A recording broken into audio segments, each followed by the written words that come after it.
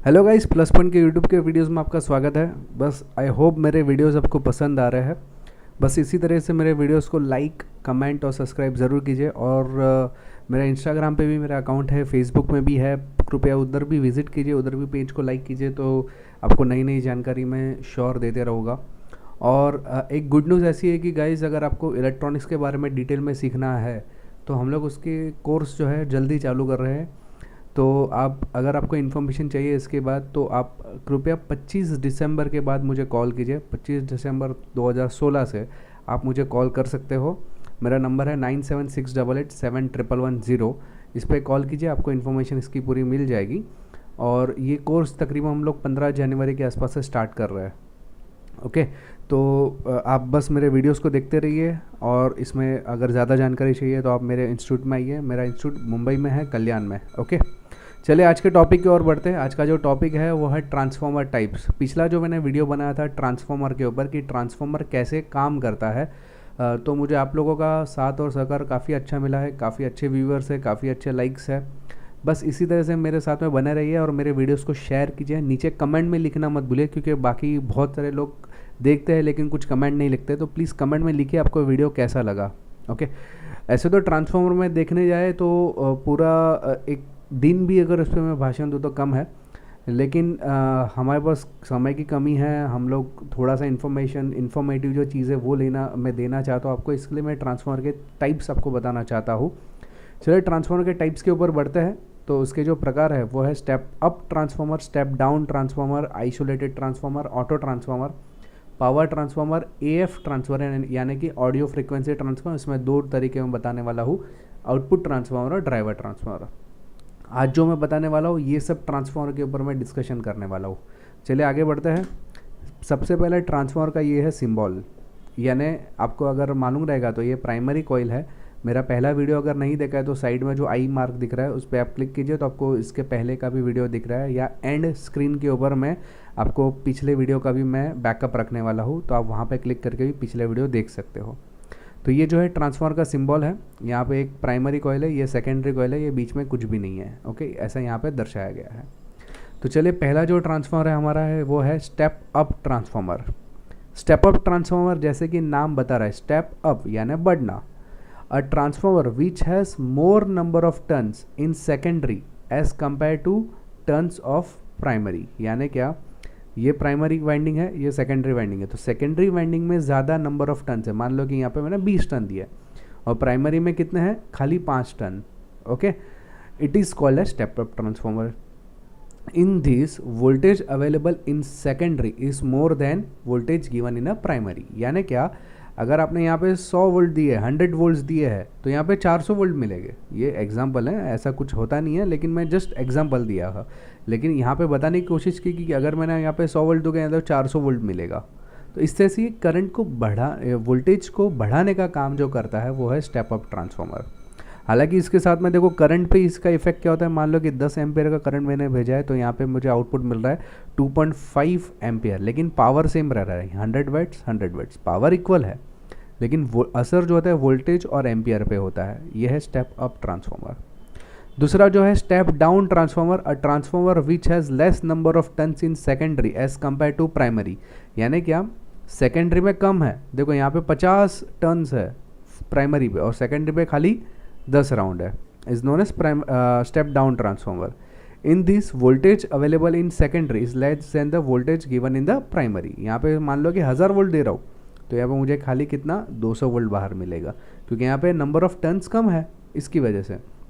लेकिन अगर मैं करंट की बात करूँ यहाँ पे, तो देखो क्या हो गया था, यहाँ पे करंट अगर मैं 2 एम्पियर दे रहा हूँ तो यहाँ पे मुझे 10 एम्पियर मिल रहा है। वोल्टेज कम हो रहा है, उसका इफेक्ट करंट पे हो रहा है, लेकिन पावर सेम है। दिख रहा है, यही फंडा है स्टेप डाउन ट्रांसफार्मर का। अब voltage second less than, it is use in majority electronic equipments. Majority electronic equipment जो है जहाँ पे स्टेप डाउन ट्रांसफार्मर का इस्तेमाल ज़्यादातर किया जाता है। चलिए आगे बढ़ते हैं। आइसोलेटेड ट्रांसफार्मर, ये थर्ड ट्रांसफार्मर है। आइसोलेटेड, ये नंबर यहाँ पे शायद गलत दे दिया है, लेकिन ये आइसोलेटेड ट्रांसफार्मर जो तीसरे नंबर का ट्रांसफार्मर है। A transformer which has equal number of turns in primary and secondary is called isolated transfer और 1:1 ट्रांसफर। यहाँ पे दोनों में राउंड सेम रहेंगे, अगर दोनों में राउंड सेम है तो इसकी ज़रूरत क्या है मुझे, मैं तो डायरेक्ट लाइन में भी दे सकता हूँ ना। While isolating the power device from one power source usually for safety reason, यानी ये क्या है, ये क्यों लगाया जाता है 1:1 transfer, because of safety reason. कभी कभी ना वोल्टेज में स्पाइक्स आता है, स्पाइक्स का मतलब अचानक से वोल्टेज बढ़ जाता है और फिर कम हो जाता है, इक्वल हो जाता है। तो ये जो स्पाइक्स रहता है, इससे सर्किट को बचाने के लिए हम लोग आइसोलेटेड ट्रांसफार्मर का इस्तेमाल किया था। ये स्पाइक्स को रिड्यूस करता है। ओके, तो ये उसका बेसिक काम है आइसोलेटेड ट्रांसफार्मर का। बेसिकली ये भी ऑडियो सिग्नल्स में ज़्यादा यूज़ होता है, और कुछ कुछ जो एकदम कॉम्प्लिकेटेड सर्किट रहते हैं या एकदम जिसको एकदम एक्चुअल करंट चाहिए, स्पाइक्स ज़्यादा नहीं चाहिए, वहाँ पे इस प्रकार का ट्रांसफार्मर यूज़ होता है। फिर आता है ऑटो ट्रांसफार्मर।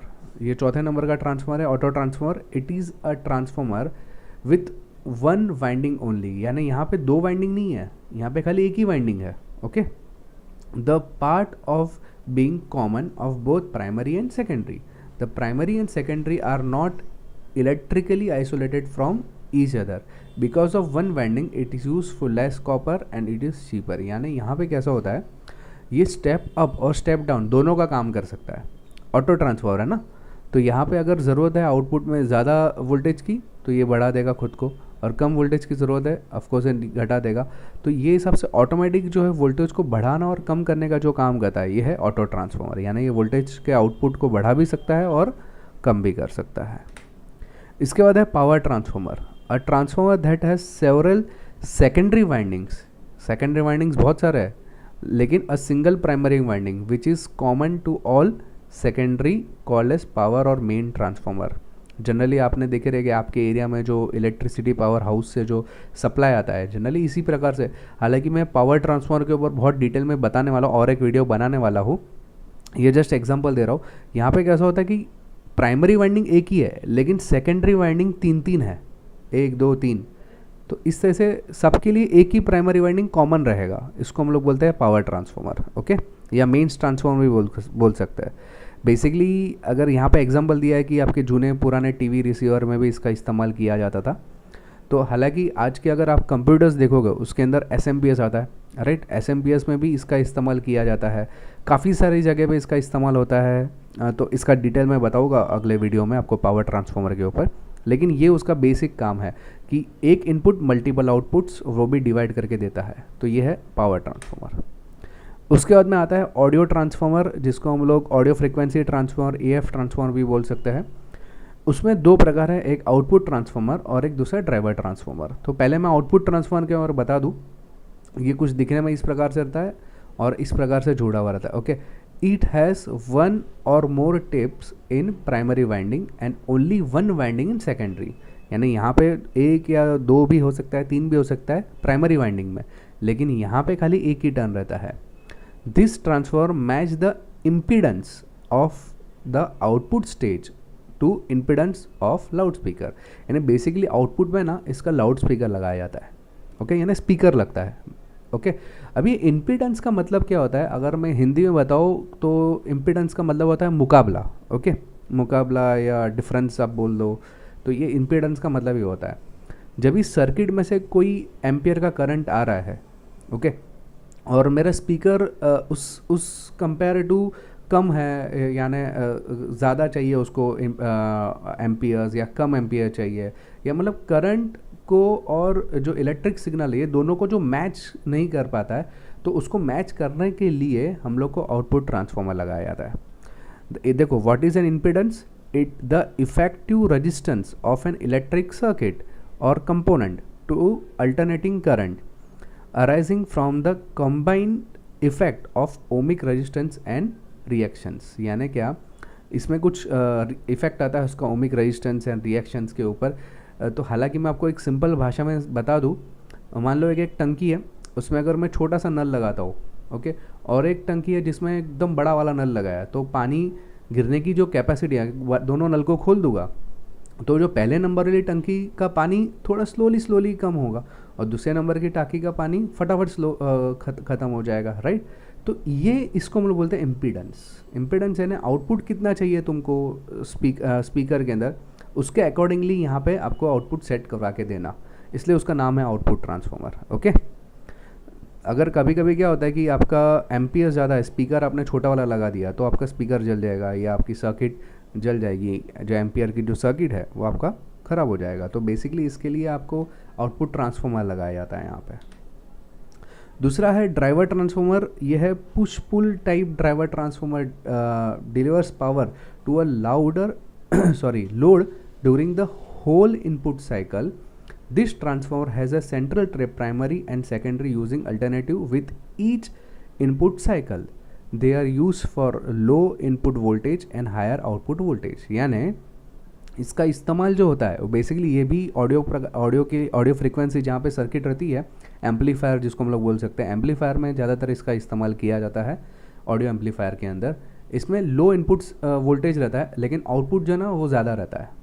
ओके सुन लो वापिस, इसका जो इनपुट सिग्नल रहता है वो लो रहता है लेकिन आउटपुट ज़्यादा रहेगा। तो ये बेसिकली है ना अल्टरनेटिव करंट को काट के उसको दो हिस्से में कन्वर्ट करता है और आउटपुट बढ़ा के देता है। ये उसका बेसिक काम हो गया। ओके मैं आपको सर्किट दिखाता हूँ इसकी।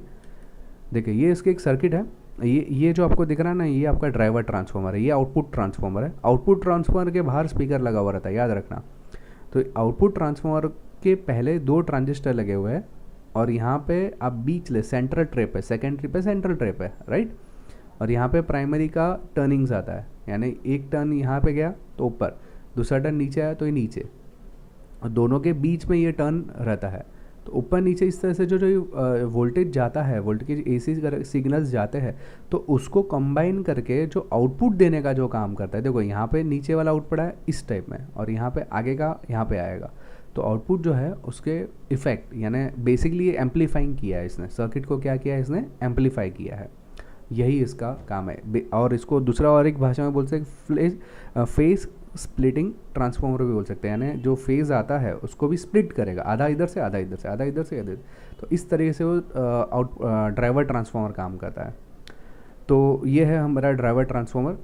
तो आई होप ये सभी प्रकार के ट्रांसफार्मर आपको समझ में आए। मैं वापस बता दूं, स्टेप अप जो है वोल्टेज को बढ़ाने का काम करता है, स्टेप डाउन वोल्टेज को कम करने का काम करता है।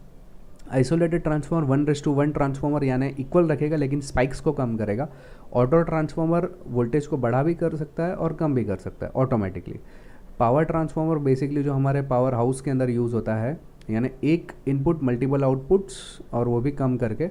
ये इसके डिटेल में आपको अगले वीडियो में बताऊंगा। AF ट्रांसफार्मर यानी ऑडियो फ्रीक्वेंसी ट्रांसफार्मर मैंने बताया। आउटपुट ट्रांसफार्मर जनरली वो स्पीकर के बाजू में लगाया जाता है जो इम्पीडेंस के ऊपर काम करता है। ओके, और एक है ड्राइवर ट्रांसफार्मर जो बेसिकली फेस को स्प्लिट करके आपको सर्किट में देने का काम करता है, एम्पलीफाइंग करने का। बेसिकली ये जो ऑडियो सर्किट रहता है इसमें एम्पलीफाइंग का जो काम मेजरली करता है वो करता है ड्राइवर ट्रांसफार्मर। तो ये है अलग अलग प्रकार के ट्रांसफार्मर।